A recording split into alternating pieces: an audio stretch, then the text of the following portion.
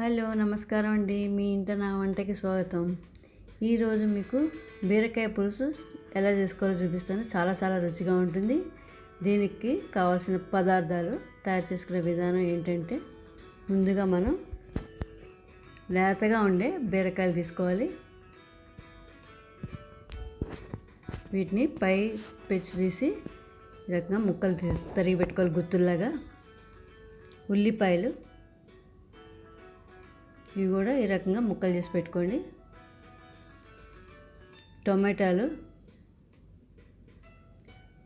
కూడా పెద్ద పెద్ద ముక్కలు చేసుకోవచ్చు. పులుసు కూరలకు పెద్ద ముక్కలు అయితేనే బాగుంటాయి. ఈ సైజులో తరిగి పెట్టుకోండి.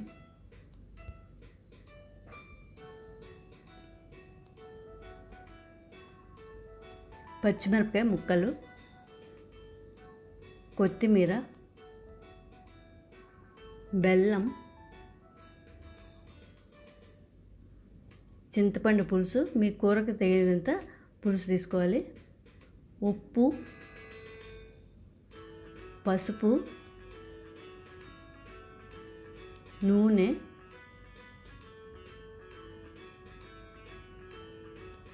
మినప్పప్పు. పోపులోకి పొట్టు మినప్పప్పు వాడతాం మేము. మీ దగ్గర ఎలాంటి మినప్పప్పు ఉంటే దాన్ని బట్టి వేసుకోండి. ఆవాలు, జీలకర్ర, ఇంగువ,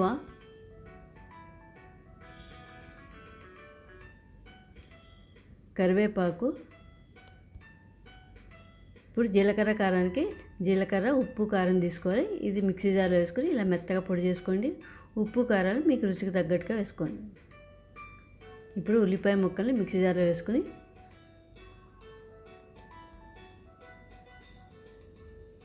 అలాగే అందులో జీలకర్ర కారం వేసుకుందాం. ఇది మిక్సీ జార్లో వేసుకొని పేస్ట్లా చేసుకోవాలి. ఈ మిక్సీ జార్లో వేసినప్పుడు మరీ మెత్తటి పేస్ట్ చేసుకోకండి. ఇలా ముక్కలు కనబడితే పులుసు కూరకి చాలా బాగుంటుంది.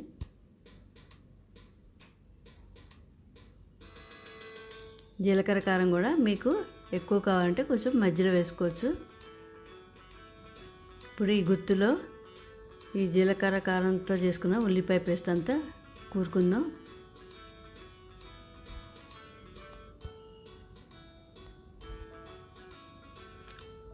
మీకు కొంచెం గ్రేవీ కావాలనుకున్నాడు ఉల్లిపాయ పేస్ట్ ఇంకొంచెం వేసుకోవచ్చు. లేకపోతే ఈ రకంగా సరిపోతుంది మీకు. ఈ రకంగా మనం గుత్తుల్లో అంతా కూరేసుకోవాలి. ఇప్పుడు మనం స్టవ్ మీద బోర్లు బుక్కలు పెట్టుకుని తగినంత నూనె పోసుకోండి. పోసుకున్నాక అందులో మినప్పప్పు,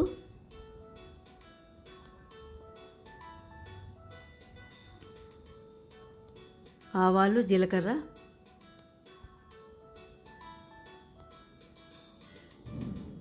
కరివేపాకు సన్నగా తరిగి వేసుకోవాలి. అలాగే ఇంగువ. ఈ పోపు బాగా వేగాలి. కొంచెం బాగా వేగిన తర్వాత ఇలా కూరి పెట్టుకున్న బీరకాయ ముక్కలన్నీ వేసేసుకోవాలి.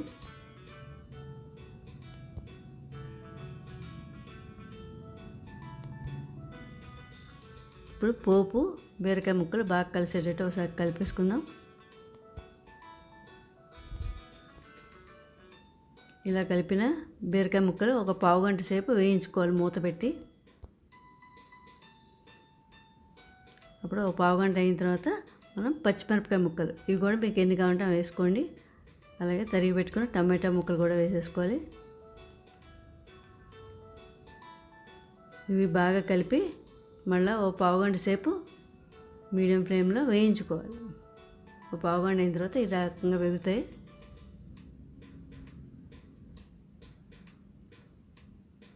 ఇలా వేయించుకున్న బీరకాయ ముక్కల్లో మనం మీ రుచికి సరిపడేంత బెల్లం వేసుకోండి. పులుసు కూరలో కొంచెం బెల్లం వేస్తేనే రుచిగా ఉంటుంది. అలాగే ఉప్పు కూడా కొంచెం తక్కువ ఉండొచ్చు. నేను కొంచెం వేసుకుంటాను. మీరు టేస్ట్ చూసుకుని వేసుకోండి.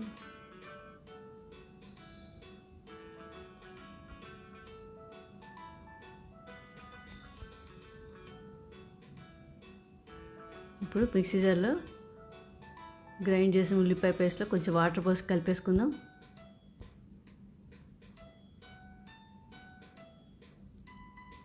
మీకు సరిపోయినంత పులుసు వేసుకోండి. ఇది బీరకాయ పులుసు అంటే కొంచెం పలచగానే ఉండాలి. ఇది చాలా చాలా బాగుంటుంది. కొంతమందికి బీరకాయ పులుసు ఇలా చేస్తారని తెలియదు, అలాంటి వాళ్ళ కోసం ఈ వీడియో చేస్తాను.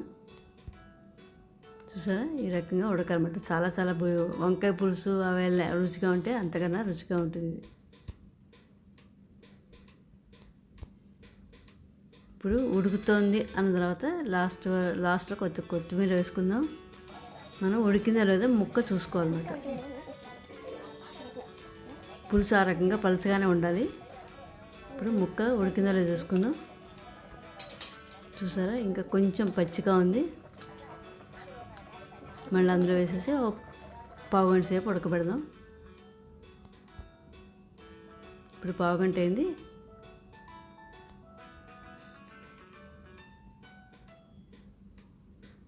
ఈ రకంగా మెత్తటి బీరకాయ ముక్కలు తయారన్నమాట.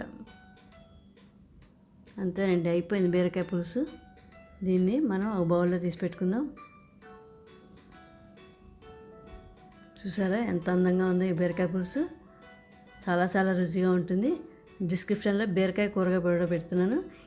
ఈ కూర ఆ కూర కూడా చాలా బాగుంటుంది. మీరు చేసుకు చూడండి. ఇది ఎలా తినాలంటే ముందర ఉడికించిన అన్నంలో పప్పు వేసుకుని నెయ్యి వేసుకోవాలి. ఈ కాంబినేషన్ నాకు చాలా చాలా ఇష్టం, అందుకని మీకు కూడా చూపిస్తాను. ఇలా పప్పు నెయ్యి వేసేసుకుని ఈ రకంగా బీరకాయ పులుసు సైడ్ డిష్ కింద పెట్టుకుని తినండి. చాలా చాలా బాగుంటుంది. ఇలాగే తినక్కలేదు, ఒట్టి రైస్లో కూడా తినచ్చు. ఈ కాంబినేషన్ నాకు చాలా ఇష్టం కాబట్టి మీకు కూడా చూపిస్తున్నాను.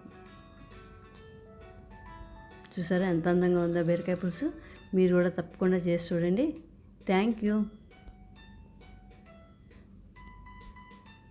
Please like, share and subscribe. మీ ఇంట నా వంట.